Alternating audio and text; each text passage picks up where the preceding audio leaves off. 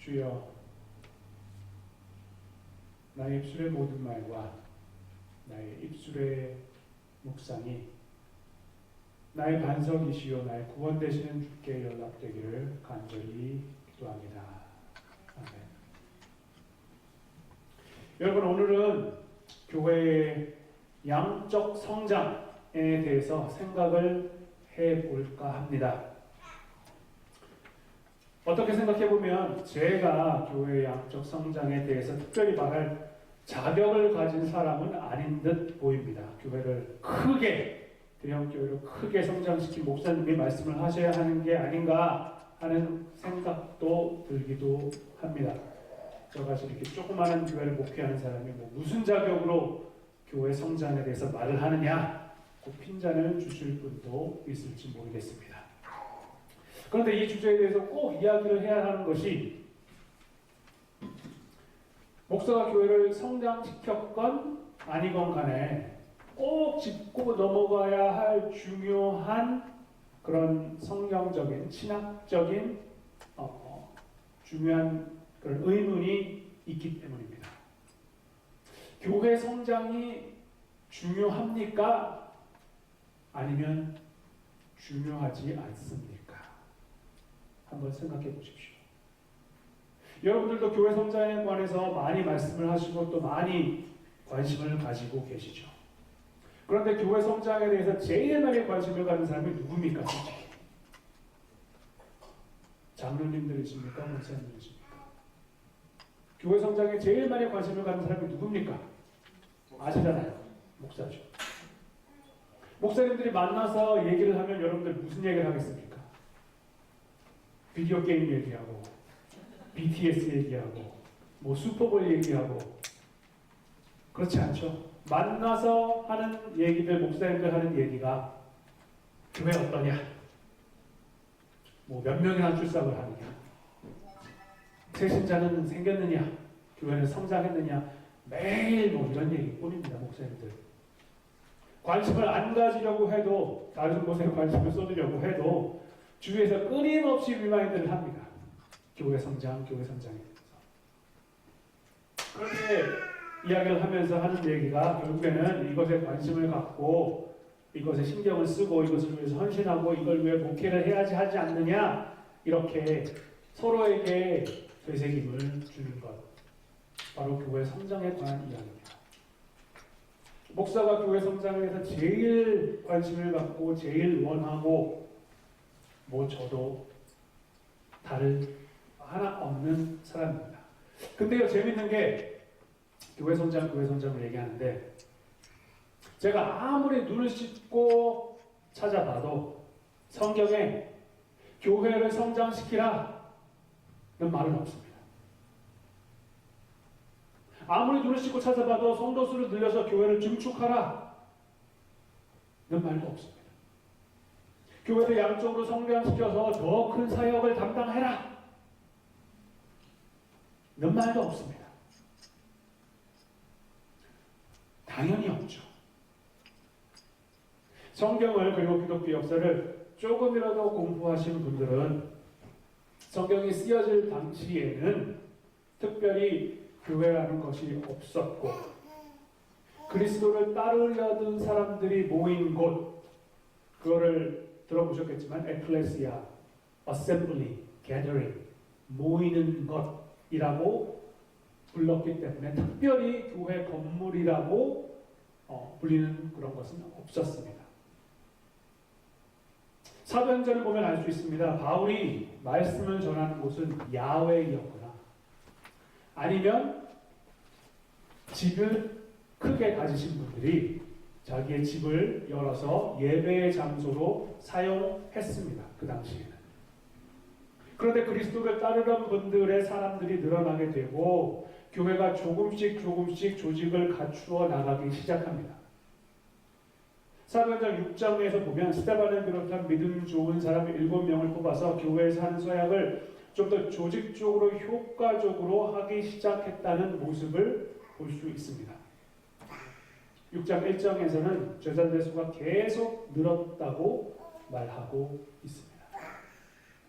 이때부터 아마 그리스도를 따르는 사람들의 숫자는 계속 늘었을 것입니다. 그리고 그리스도를 따르는 자들의 숫자가 많아졌다고 하는데 이것이 마치 교회가 성장하는 것과 같다는 말과 동일하게 여겨졌습니다.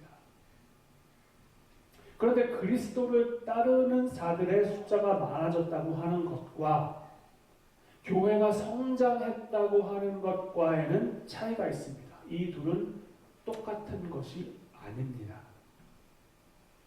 우리가 복음을 전하고 하나님의 사랑을 전하고 교제와 말씀을 나누고 기도를 하는 것은 너무나 당연한 지상명령입니다. 읽었듯이 마태복음 28장 19절, 20절에 그러므로 너희는 가서 모든 민족을 제자로 삼아 아버지와 아들과 성령의 이름으로 세례를 베풀라고 합니다. 영어 성경으로 보면 Go therefore and make disciples of all nations 라고 하는데 영어 성경이 좀 낫습니다. 한글 성경보다는 번역이. 왜 그런 거 하니 헬라어에서는 성경이 가서라는 말을 제일 처음에 놓습니다. 19절에. 제일 처음에 놓는 이유는 그 말을 강조하기 위해서 제일 처음에 놓는 겁니다. 헬라어로 프로시우텐트라스라고 하는데 가서라는 말을 제일 처음에 놓고 영어 성경은 이 강조점을 잘 살리기 위해서 go therefore라고 go라고 똑같이 헬라어와 같이 번역을 하는데 한국말 번역은 조금 그 강조하는 것을 읽습니다. 그러므로 너희는 가서라고 하니까 강조점은 go, 가서라는 말에 있습니다. 가야지, 가서 사람들을 만나야지, 가서 힘들고 어렵고 예수님을 몰라서 하나님의 은혜를 모르는 사람들을 가서 만나야 된다는 겁니다. 만나야지 뭐가 생긴다는 겁니다. 여기서 질문을 드립니다. 여러분, 가서 제자들의 삼으라는 이 말씀, 이 지상명령인 이 말씀이 교회의 부흥, 교회의 양적 성장을 의미하는 겁니까?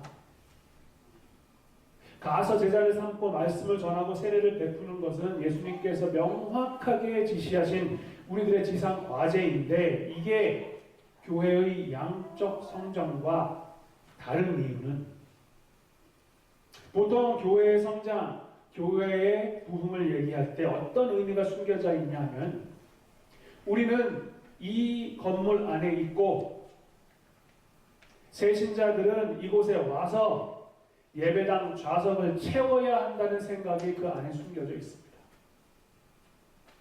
예수님께서 가라고 하신 것과는 분명히 다른 생각입니다. 성경에는 교회를 성장시키라고 하는 말씀은 어디에도 없을 뿐더러 오히려 우리에게 가서 가라, 제자 삼으라 라고 말씀하십니다.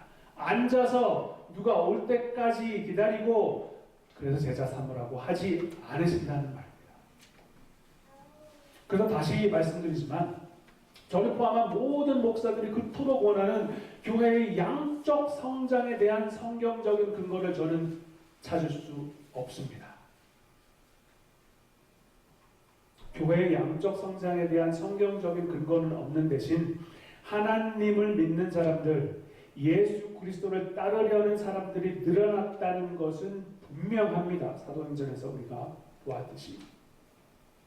사도행전을 보면은 교회가 특히 없었으니 주 목적은 교회를 성장시키는 것이 아니라 양쪽으로 성장시키는 것이 아니라 말 그대로 가서 예수님을 전하고 그러다 보니 예수님을 따르는 성도들의 숫자가 늘어나다 보니 2세기 정도에 가서야 예배드릴 건물이 필요하고 교회의 조직이 필요해진 겁니다. 주 목적은 하나님의 사랑과 구원의 놀라운 역사를 전하는 것이고 나중에 교회가 생기고 교회가 양쪽으로 성장한 것입니다. 두 번째 일어난 것입니다. 이 두 개의 순서가 바뀌어서는 절대 안 되는 겁니다. 가서 전하는 것이 먼저고 교회가 성장하고 부흥하는 것은 부산물, 바이프로덕트입니다. 우리가 교회의 성장을 우리의 주 목적으로 삼아서는 안 되는 이유 중에 하나는 우리의 힘으로는 할 수 없는 일이기 때문에, 그리고 우리의 궁극적인 목적이 아니기 때문입니다. 사도행전 2장 47절을 한번 보겠습니다. 사도행전 27장에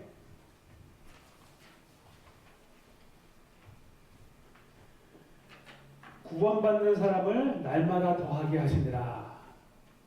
여기에 한 단어가 들어가는데 이 한 단어가 뭐겠습니까? 성경 많이 읽으셨으니까 그냥 아실 수 있죠.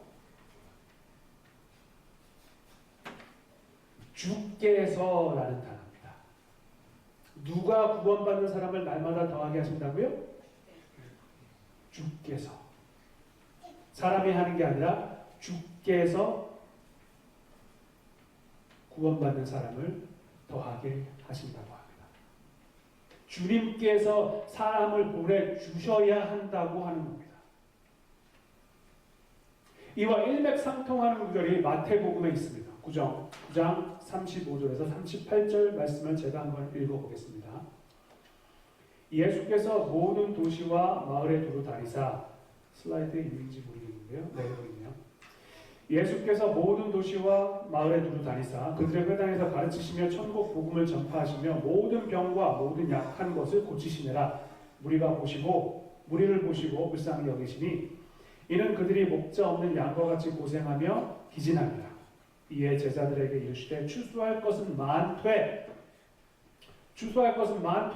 일꾼이 적으니 그러므로 추수하는 주인에게 청하여 추수할 일꾼들을 보내주소서 하라 하시니라. 제가 성경에 직접적으로 교회 성장이니 교회 멤버십을 늘리냐느니 이런 말은 없다고 말씀드렸는데, 이 마태복음의 말씀이 교회 성장은 어떠해야 하는지 그 근본적인 의미에 관해서 굉장히 중요한 말씀을 하고 있습니다. 이 말씀을 보면 예수님이 보시기에 병든 자, 약한 자들을 보고 불쌍히 여기시니, 왜냐하면 이들이 목자 없는 양과 같이 고생하며 기진합니다.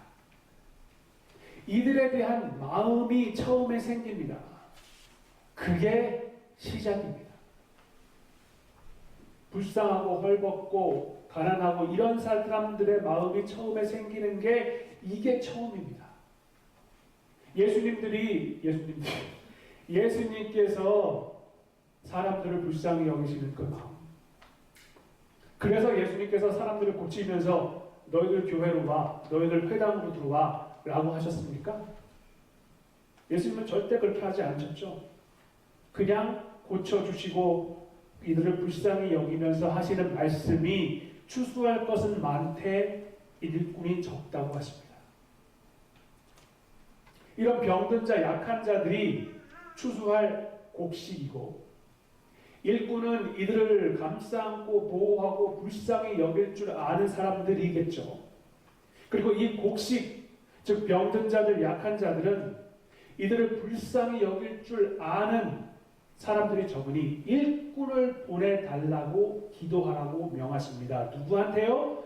누구한테 기도하라고요? 하나님한테 기도하라고요. 뭐 하라고요? 기도해서 추수할 곡식은 많으니 일꾼을 보내달라고 하나님께 기도하라는 겁니다. 하나님께. 한글 성경에는 좀 문제가 있습니다. 한글 성경에는 주인에게 청하라라고 번역되어 있는데 청하라는 건 잘못된 번역이고요. 헬라어에서는 기도하라라고 되어 있습니다. 주인께 기도해서 일꾼을 보내달라. 이게 사도행전 2장 47절의 말씀과 일맥상통한 겁니다. 다시 한번 떠올려 볼까요? 누구에게 기도하라고요? 누가 구원받는 사람을 날마다 더하게 하신다고요? 주께서 하신다고요. 마태복음에서는 일꾼이 부족하면 누구한테 기도해서 일꾼을 보내달라고 하라고요? 하나님께. 일맥상통한 거 보이십니까? 마태복음 9장 38장에서 말씀하시지 우리는 기도할 뿐이라는 겁니다. 그런데요, 그냥 기도하는 게 아니고요. 그냥 사람을 보내주십시오 이렇게 기도하는 게 아니라는 겁니다. 여러분 조금 이 본당에 꽉꽉 채워 놓으면 몇 명 사람을 여기다가 몇 명이 여기 이 예배당에서 예배를 드릴 수 있는지 아십니까? 거의 100명이 이 예배당에서 같이 예배를 드릴 수 있습니다. 거의 100명이. 그런데 기도를 하는데 주님 교회가 성장해야 하니 저희들 80명이 더 필요하니 그냥 더 보내주세요 라고 하는 게 아니고 주님 일꾼을 보내주세요 보내달라고 기도해야 된다. 근데 여러분 일이 있어야 일꾼을 보내달라고 기도할 건 아닙니까?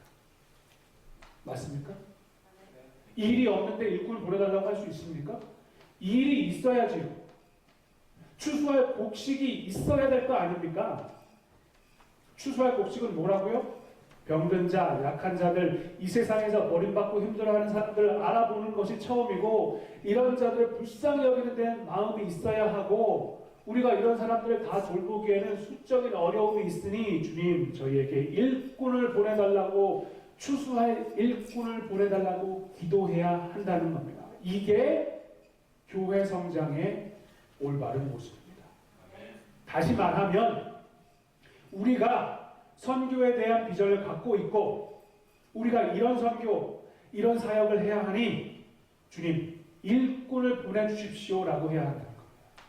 주님 저희가 가진 이 사역을 담당하기에는 일꾼이 부족합니다.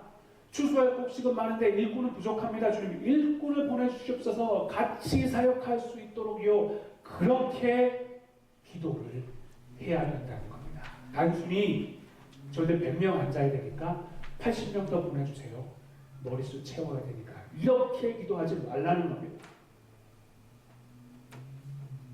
이렇게 생각하다 보면 이것이 바로 선교에 대한 생각인 것을 여러분께서 알 수 있을 겁니다. 교회 성장은 주 목적이 아니라 교회 선교 사역이 주 목적입니다. 선교를 믿음을 가지고 하다 보면 교회는 성장할 것입니다. 자연스럽게.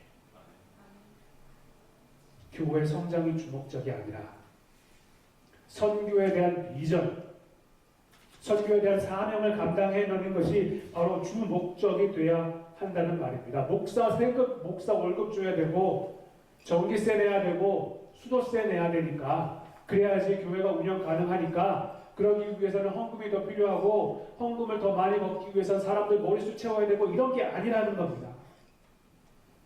결국은 선교, 교회가 가진 꿈과 비전, 교회가 감당할 사역 이게 바로 핵심이란 말입니다. 주와 객이 절대 도취되어서는 안 된다는 말입니다. 교회의 양적인 성장에 관심을 가지시는 분께 제가 물은 적이 있습니다. 왜 교회가 성장해야 합니까? 대부분의 사람들이 이렇게 대답합니다. 교회가 성장을 해야 더 큰 사역을 감당하지요. 아주 자랑스럽게 말씀을 하십니다. 좋은 대답일까요? 성경에서 큰 사역을 감당해야 한다고 작은 사역을 하면 안 된다고 말합니까? 그리고 큰 사역은 뭐고 작은 사역은 뭡니까? 큰 사역은 하나님의 일을 하는 것이고 작은 사역은 아닙니까? 큰 교회는 감당할 수 있는 큰 사역하면 되는 것이고 작은 교회는 감당할 수 있는 작은 사역을 찾아서 작지만 귀한 일을 하면 되는 것입니다. 그리고 큰 사역, 작은 사역이라고 이름 붙이는 것 자체가 대단히 세상적인 관점 아니겠습니까? 교회의 양적 성장을 조금이라도 생각을 하면 결국에는 교회의 비전과 선교에 대한 꿈이라는 결론에 다다릅니다. 제가 영업해 줄게 항상 하는 말이 있습니다. 입이 닳도록 하는 말이 있습니다. 파워포인트는 없는데 제가 항상 그럽니다. A church without mission is already 마지막 말이 뭐겠습니까? 맞습니다. 선교가 없는 교회는 이미 죽은 것과 똑같다는 겁니다. 선교에 대한 비전이 없는 교회는 그냥 죽은 것이나 다름없습니다. Canoeing the Mountain이라는 책을 쓰신 탑 벌싱어라는 분이 미션에 대해서 이렇게 말씀하십니다. Mission wins every argument. 미션이 최우선이다. 교회에서 무슨 회의를 하건 무슨 토론을 하건 무슨 일을 하건 간에 미션이 그 최중심에 있어야 된다는 말씀입니다. 선교 없는 교회란 있을 수 없습니다. 가서 제자를 삼는 그 선교, 그 미션이 없는 교회는 의미 없는 교회입니다.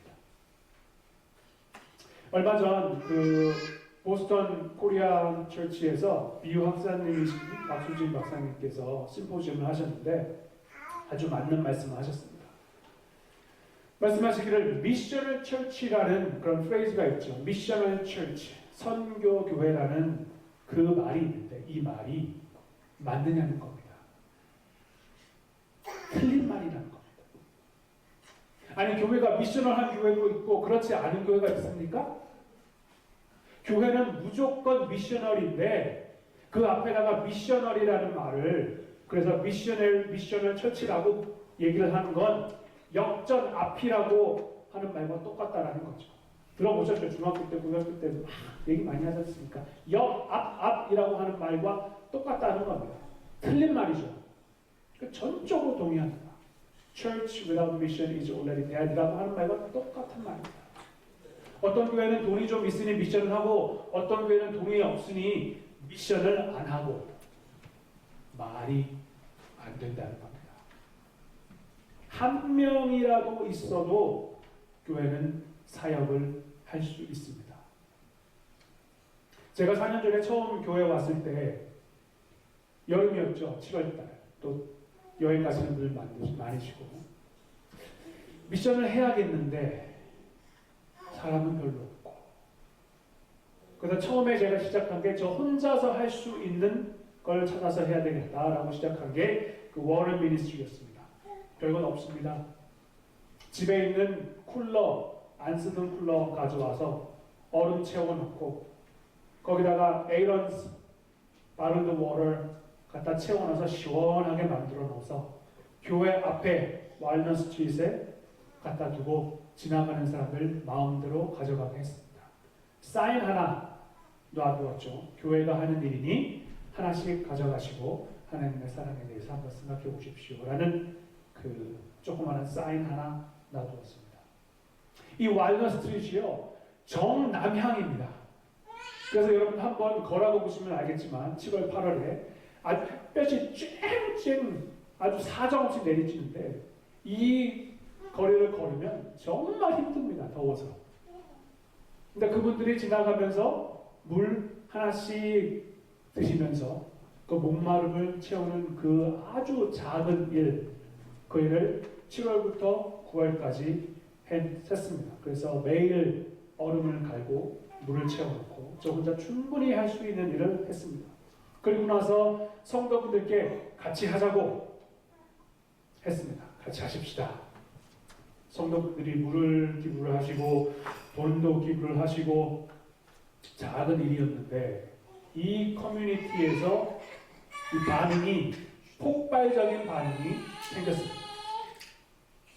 그래서 그 다음 해에는 누가 쿨러를 기부를 하셨고 좋은 새 쿨러를 기부를 하셨고 지나가던 분들이 그 에이런스 그 바른 워터 코스코에서 산 거 10센트도 안 합니다. 그거 개별적으로 따지면. 근데 그거 하나를 드시고 200불을 체크를 보내줬습니다. 교회로. 너무 고맙다고. 아주 작은 사역이지만 이 길을 가는 사람들을 위해서 하는 공동체를 위해서 하는 이 귀한 일을 저희들이 했습니다. 영어 회중에서는 그래서 이 물을 마시고 더운데 이 물을 마시고 감동을 받아서 교회에 오신 분 2분이 계십니다. 영어 회중에서. 솔직히 교회에 말씀드렸듯이 교회의 양적인 성장에 관해서 제일 관심을 갖는 사람은 목사입니다. 교회가 성장하면 담임 목사님 기분이 좋고, 교회가 성장하지 못하면 목사님은 무슨 큰 잘못이 있는 것처럼, 능력에 문제가 있는 것처럼 생각하기도 합니다. 그래서 목사님들 교회를 양적으로 성장시키려고 안간 힘을 씁니다. 교회의 미션과 비전과 추수와 곡식에 대한 마음보다는 어떻게 예배당을 사람으로 채울까 하는 생각을 늘 합니다. 안타깝지만 그 마음 충분히 이해가 갑니다. 저에게도 양적 성장에 대한 마음, 교회가 성장하면 좋겠다는 마음 있습니다. 그래서 목회자들이 기도해야 합니다. 주님, 인간적인 마음보다는 하나님의 마음을 허락하옵소서. 가서 추수와 곡식을 만나고 이들을 위해서 무엇을 할 수 있을까 고민하는 마음, 진짜 주님의 마음을 갖는 그런 사람이 되게 하소서. 사역에 대한 꿈과 비전을 가지고 그 일을 같이 감당할 일꾼들을 허락하여 주시옵소서라고 기도를 해야 되는 겁니다. 우리 성도님들도 진짜 그런 기도를 하시기 바랍니다. 여러분들, 우리 감리교회에서는 여러분들은 계속 교회에 계시지만 목사들은 계속 바뀝니다. 저도 얼마나 있을지 모르겠지만 계속 바뀝니다. 그래서 우리 성도분들이 비전을 가지고, 목사와 같이 비전을 가지고 그 비전을 갖고 계속 노력을 해야 하는 겁니다. 우리 성도님들의 그 비전, 그 꿈이 더 중요합니다. 목사는 거두는 일꾼으로 생각을 하시면 됩니다. 그런 선교에 대한 비전과 꿈을 가지고 계속 기도하시는 성도님들 되시기를 간절히 축원합니다. 그 과정에서 하나님께서 하시는 놀라운 역사를 보시며 마음의 감동이 일기를, 여러분들의 마음의 감동이 일기를 간절히 축원합니다. 기도하겠습니다. 주님, 비전을 허락하여 주시옵소서. 주님의 사역을 중심으로 하는, 미션을 중심으로 하는, 미션이 없으면 죽은 것과 같다는 그 말을 기억하는 저희들 되게 하옵소서. 그리고 일꾼을, 그 비전과 사역을 같이 감당할 일꾼을 허락하여 주옵소서. 저희가 작은 사역을 믿음을 가지고 충실히 감당할 때에, 그리고 이것이 이 사회에, 이 공동체에 의미 있는 일이 될 때에 주님, 이 일을 같이 감당할 일꾼이 보내주시리라 믿습니다. 저희들을 주님의 사역에 사용하여 주시옵소서. 이제는 주님께서 가르쳐 주신 기도를 다 함께 드립니다. 하늘에 계신 우리 아버지, 이름이 거룩히 여김을 받으시오며 나라가 임하옵시며 뜻이 하늘에서 이루어진 것 같이 땅에서도 이루어지리다. 오늘날 우리에게 일용할 양식을 주옵시고 우리가 우리에게 죄 지은 자를 사하여 준 것 같이 우리의 죄를 사하여 주옵시고 우리를 시험에 들게 하지 마옵시며 다만 악에서 구하옵소서. 대개 나라와 권세와 영광은 아버지께 영원히 있사옵나이다.